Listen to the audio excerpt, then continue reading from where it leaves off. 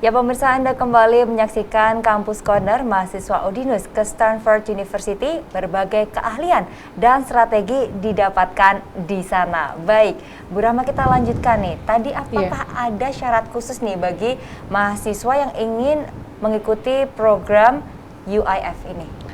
Baik, jadi kalau perwakilan mahasiswa dari Universitas Dianuswantoro, memang mahasiswa kami ini dari program Bangkit ya Mbak ya.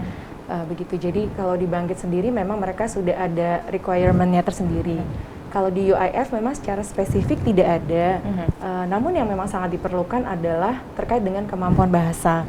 Karena proses selama mengikuti kegiatan ini baik via daring dan akhirnya kita meet up di Silicon Valley, itu full interaksinya dalam menggunakan bahasa Inggris. Bahasa Inggris full ya Bu ya? Oke, berarti skill utamanya itu ya Bu ya, kalau dari Udinus sendiri untuk menyeleksi mahasiswanya gitu, syarat khususnya dengan harus berbahasa Inggrisnya harus yang capcus gitu ya Bu ya. Harus capcus gitu. Oke. Baik, Kevin, Sylvie nih boleh ini nggak ceritakan nih selama mengikuti program UIF ini nih kegiatan apa aja sih yang kalian ikutin gitu? Kalau kegiatan itu banyak ya, secara overall kita punya 8 kegiatan. Nah, itu tuh awalnya sekitar seminggu sebelum hari H, hari acaranya itu kita disuruh nyusun sendiri jadwal kita. Nah, jadi setiap harinya itu ada 3 sesi, 2 sesi materi itu dimana kita dalam sesi materi itu kita dikasih suatu persoalan dan bagaimana memecahkannya. Itu kayak ada studi case-nya. Terus untuk sesi yang terakhir itu kayak seminar ya, Vin? Ya, seminar. Ya, kayak seminar buat ngumpul semuanya, kayak ada pematerinya, tapi kayak kita tuh cuman pendengar aja. Nah, pada hari ketiga ya. Jadi hari ketiga itu selanjutnya ada 2 pelajaran. Jadi pertama itu change your inner game to change the world. Jadi untuk mengubah dunia nih, kayak misalnya menyelesaikan permasalahan pada kasusnya, kita juga harus mengubah mindset kita terlebih dahulu. Nah, jadi waktu itu kita dibagi 3 kelompok ya. Untuk saya di bagian kelompok di bagian apa ya? Not thinking about the result, but thinking about the process. Nah, itu jadi kayak kita dicoba disuruh mempraktekkan berjalan dengan pelan banget. Nah, apakah yang kita dapatkan dari hal tersebut? Tentu capek. Nah, cuman ketika kita sampai ke destinasi tersebut, kita akan lebih puas daripada kita berjalan dengan cepat. Itu mengajarkan bahwa kita proses itu akan lebih penting daripada hasil. Karena kan apabila kita melakukan proses tersebut, kita mendapatkan hasilnya, kita akan lebih puas daripada kita mendapatkan hasil yang instan. Enjoy the process. Nah, selanjutnya yang terakhir itu ada learning about metaverse. Metaverse ini kan merupakan hal yang populer belakangan tahun ini. Betul. Nah, jadi kita coba menggunakan VR, kita mencoba untuk seperti kayak kelas, cuman kita menggunakan VR. Jadi kayak kita ditaruh ke bawah laut. Nah, kita coba belajar biota laut langsung menggunakan VR.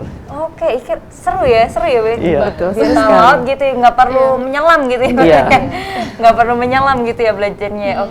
Ini kan full kegiatan, berarti full bahasa Inggris gitu kan ya Bu ya? Nah, ini kalian waktu di sana gitu, yang biasanya kalau di sini kan ya bahasa Indonesia lah ya untuk pelajaran seperti itu. Kalau di sana full bahasa Inggris, awalnya kaget nggak atau bisa langsung menyesuaikan atau butuh waktu berapa lama gitu? Untuk kami sih alhamdulillah bisa ya, karena kan untuk acara sebelumnya kita juga kayak ada meet up online gitu, kita menggunakan bahasa Inggris. Jadi alhamdulillah pas di San Francisco-nya jadi kita sudah terbiasa. Sudah lumayan terbiasa. Kalau terkejut udah pasti ya. Pasti ya. Karena kita udah kayak sebelumnya diseleksi apalagi interview udah dipersiapkan, jadinya kita kayak langsung nangkep, oh ternyata maksudnya gini, harus cepet tanggap, mikir kayak oh nggak bisa nih, harus cepet-cepet kritis, jangan sampai kayak ketinggalan infonya. Soalnya kan di sana kita emang dilatih cara berpikirnya ya, design thinkingnya.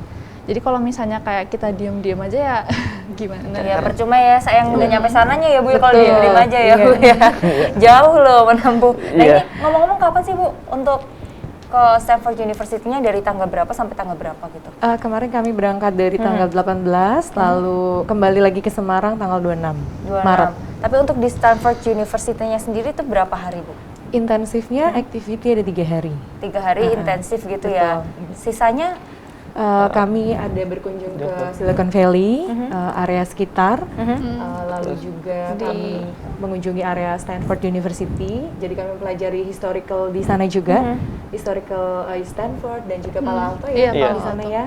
Lalu kita ada ke San Francisco ke Golden Gate. Ya, dan kita juga ada kunjungan ke HP Garage. Jadi HP Garage ini merupakan birthplace of Silicon Valley. Jadi itu tempat di mana foundernya dari HP, laptop HP. Oke. Wah, asik banget ya. Berarti dapat banyak pengalaman dong. Alhamdulillah. Alhamdulillah ya. Jadi nggak percuma ya, nggak mungkin ya, Bu. Tidak ada yang percuma gitu. Pasti ada pengalaman gitu ya. Baik. Nah, ini kalau Kevin, Sylvie nih, hal menarik apa sih yang didapatkan selama mengikuti program ini gitu?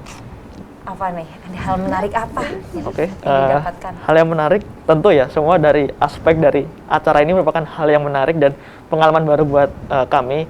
Namun hal yang paling merupakan highlight buat saya adalah di sana kami bisa berkomunikasi langsung dengan orang dari mahasiswa dari belahan dunia.